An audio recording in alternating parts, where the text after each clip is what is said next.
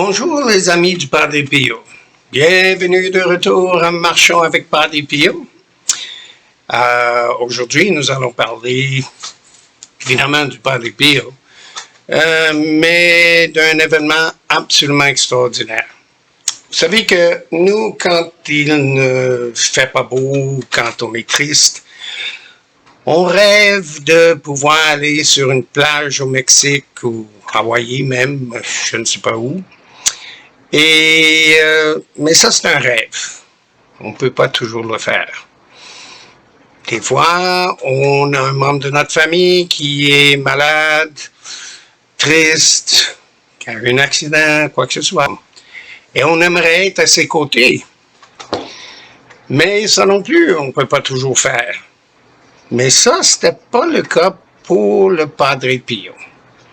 Le bon Padre Pio avait un don tout à fait spécial, vous le connaissez. Il avait le don de la bilocation. Voici une histoire où il y avait un membre du clergé dans une situation où la plupart d'entre nous, on aurait péri et que le Padre Pio lui a rendu visite pendant plusieurs années.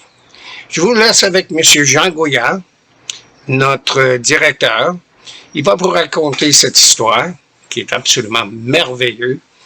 N'oubliez pas de cliquer sur le like qui est en bas ici, là.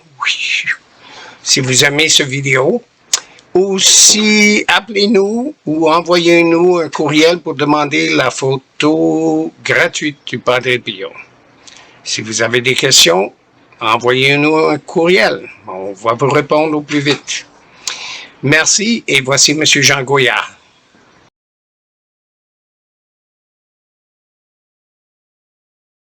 À cause de la messe, le Padre Pio en prison. Chers amis, fidèles du Padre Pio, bonjour, mon nom est Jean Goyard et vous assistez au programme Marchons avec Padre Pio.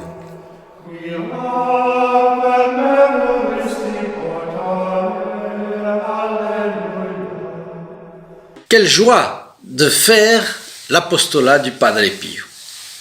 C'est une joie et c'est aussi un plaisir. Quand on pense à tous les drames que le Padre Pio a évités ou auxquels il a mis fin par sa prière, par ses sacrifices, je dirais aussi par son discernement, par son immense désir de porter remède aux souffrances d'autrui et surtout autrui éloigné de Dieu.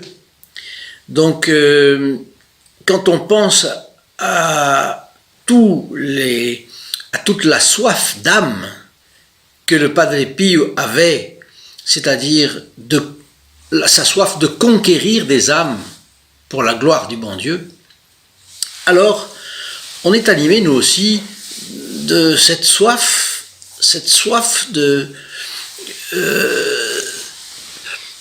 qu'avait le Padre Pio. Autrement dit, on se pose la question, quand viendra le royaume de Marie prophétisé par Saint Louis Grillon de Montfort? Ça me fait penser, en réalité, il y a de grandes relations entre le Padre Pio et le royaume de Marie. Ce royaume de Marie, puisque Saint Louis Grillon de Montfort disait que viendrait un temps de mal auquel la Providence mettrait un holà, probablement par le moyen d'un châtiment, mais aussi de grâce extraordinaire. Et on voit que le Padre Pio est vraiment le saint pour aujourd'hui. Donc, notre civilisation moribonde a besoin des miracles du Padre Pio et nous faisons cet apostolat en espérant que peut-être le Padre Pio abrégera cette période de tribulation dans laquelle nous nous trouvons. Et c'est pourquoi je vous prie de nous aider dans cet apostolat, donc de mettre votre like à cette vidéo si vous l'appréciez, de vous abonner en cliquant dans le petit bouton gris ou rouge qui figure dans la description de cette vidéo, de manière à pouvoir bien sûr bénéficier vous-même des mérites de la messe qui sera célébrée le vendredi d'après votre clic. Pour les personnes qui seront entrées dans ce programme depuis la dernière messe, le vendredi dernier, et pas seulement pour ça, c'est pour propager cet apostolat, pour faire grandir l'expansion de cette vidéo qui est lue un petit peu partout maintenant dans les pays anglophones de l'Europe. Alors, je vous signale aussi que lorsque vous cliquez sur le petit bouton s'abonner, apparaît une clochette. Activez la clochette et de cette façon, vous serez tenu au courant des bonnes nouvelles qui paraîtront sur le programme du Padre Pio. Aujourd'hui donc, nous avons cette question. Le Padre Pio est-il allé en prison à cause de la messe? Eh bien, vous allez voir que oui. En 1949, les communistes ont persécuté, je crois que vous le savez, la Hongrie. Les communistes s'installaient un petit peu dans tout, à la suite de la guerre, à la suite de Yalta, de la conférence de Staline avec Roosevelt et Churchill. Donc ils se sont découpés l'Europe et la Russie a envahi, on peut le dire comme ça, tous ces pays de l'Est. Et le cardinal Joseph Mindszenty, primat de Hongrie, a été persécuté. Il a été fait prisonnier, mis en prison, condamné, et condamné à la prison perpétuelle, prison à vie, tout simplement. Et pourquoi? Parce qu'il était fidèle au Vatican. Il ne voulait pas faire une église séparée du Vatican, séparée de Rome, et donc une secte finalement. Donc il ne voulait pas cela, et il a résisté aux communistes. Alors cet événement a été répercuté un petit peu partout. On a su que le cardinal Mindszenty était en prison. Il y a eu beaucoup de pression de divers diplomates, aussi pour envoyer par leur gouvernement pour délivrer le fameux cardinal, mais malheureusement il n'y a pas eu de résultat. Et le cardinal a été torturé, il a été mis en prison, il a été avec des privations énormes, mais la plus grande déprivation pour lui, c'était de ne pas pouvoir dire la messe, parce qu'il a sollicité d'avoir le minimum pour dire la messe, un peu de pain, azim, du vin. Non, on lui a refusé, c'était la persécution religieuse. Bon. Et voilà que, alors, un matin, dans la cellule du cardinal Mindszenty se présente quelqu'un, vous avez deviné, un frère capucin qui vous est bien connu, le Padre Pio, arrivé avec le nécessaire pour dire la messe. Mais il avait tout ce qu'il fallait. Il a amené du pain, du vin et des ornements sacerdotaux, s'il vous plaît. Et il a aidé le cardinal Mindszenty à se vêtir des ornements sacerdotaux, et puis il lui a servi la messe. Mais ce qu'il y a d'incroyable, c'est que les prisonniers ont vu, c'était tellement évident, clair, au grand jour, les prisonniers ont vu. Mais les gardiens non. Et cet épisode s'est en plus de cela répété plusieurs fois, et il a été impossible finalement pour les geôliers de tenir cela secret. Ça a été tellement inouï que lorsque le cardinal Mindszenty a pu sortir, parce qu'il y a eu une tentative de prise de pouvoir par les gens opposés au communisme, et vous le savez, le cardinal Mindszenty, primat de Hongrie, en cas de vacance du pouvoir légitime, en vertu des traditions qui remontaient à Saint-Étienne de Hongrie, finalement, eh bien, c'était lui, c'était l'archevêque d'Esztergom qui était le régent du royaume. Et donc il avait toute la légitimité possible, et on a essayé de renverser les choses pour le mettre dans le gouvernement, de lui faire reprendre les choses en main. Mais il a pu se réfugier à l'ambassade des États-Unis parce qu'il y a eu un coup d'État communiste, un coup de force, bien entendu, en 1958. Mais surtout en 1958, finalement, quelques prêtres hongrois qui avaient entendu parler par des témoins visuels de toute cette affaire, de la messe en prison du cardinal Mindszenty, ont voulu vérifier ce qui était arrivé avec des témoignages autorisés, disons. Et qu'est-ce qu'ils ont fait?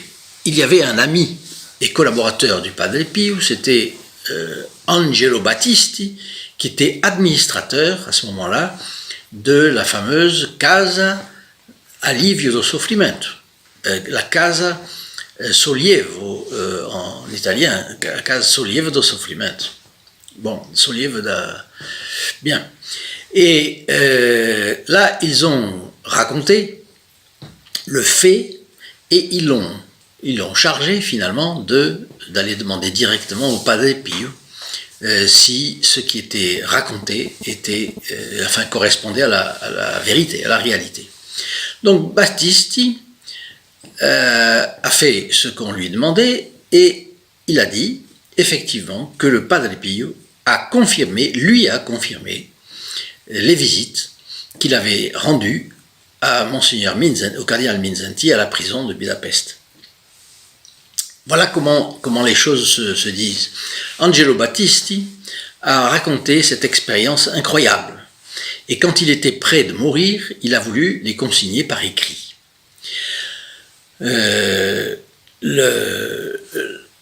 Voilà. Donc ces pages ont été conservées. Pages de sa main déjà tremblante, n'est-ce pas, du Padre Pio. Et il a dit une chose curieuse. Angelo Battisti a ingénument demandé au Padre Pio si il avait connu et si il avait parlé avec lui. Voilà ce que le Padre Pio répond. Il répond à Angelo Battisti, l'administrateur de son hôpital. Oui, nous nous sommes vus, nous avons parlé, et tu veux qu'on ne se soit pas connus? Non, on s'est connus. Le diable est laid, mais les persécuteurs du cardinal Mindszenty, avec leurs horribles tortures, l'avaient rendu plus laid que le diable lui-même. Voilà le témoignage du Padre Pio sur un homme, le cardinal Mindszenty, héros de la foi, qui a résisté de façon absolument phénoménale à ces, je crois, 10 ans 10 ans ou plus même de prison, avec des tortures.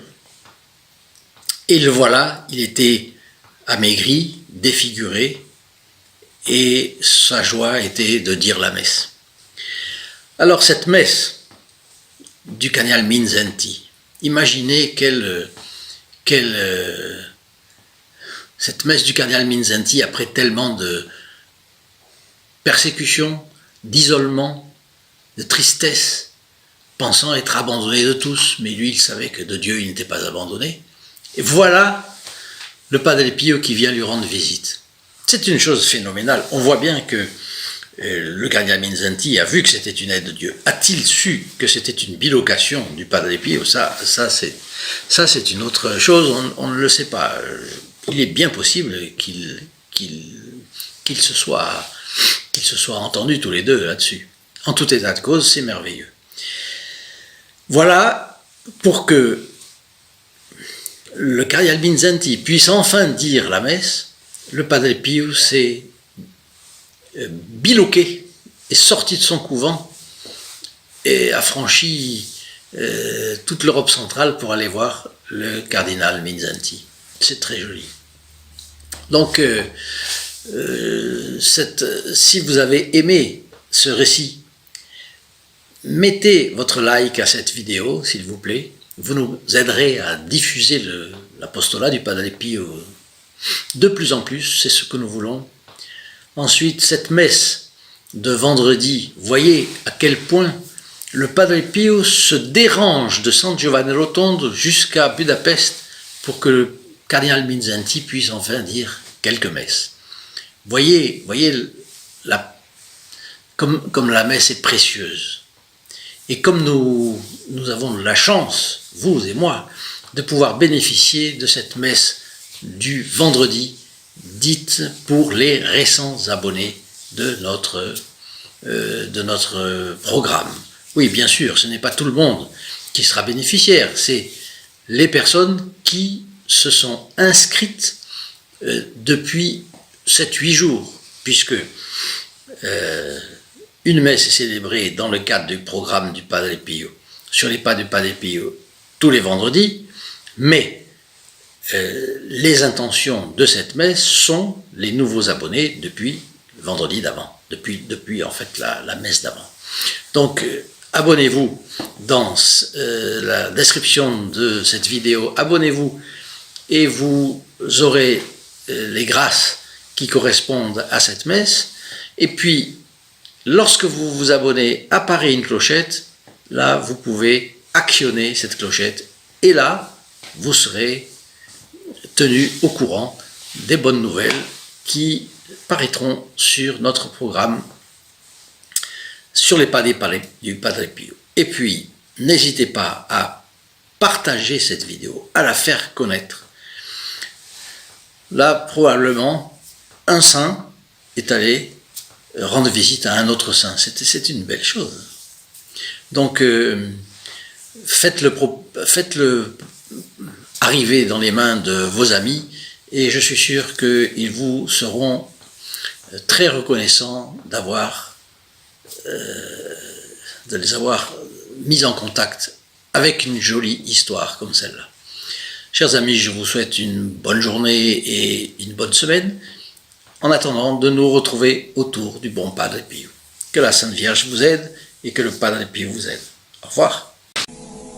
In nome del Padre, del Figliolo e dello Spirito Santo, e così sia. Sia lodato Gesù e Maria, e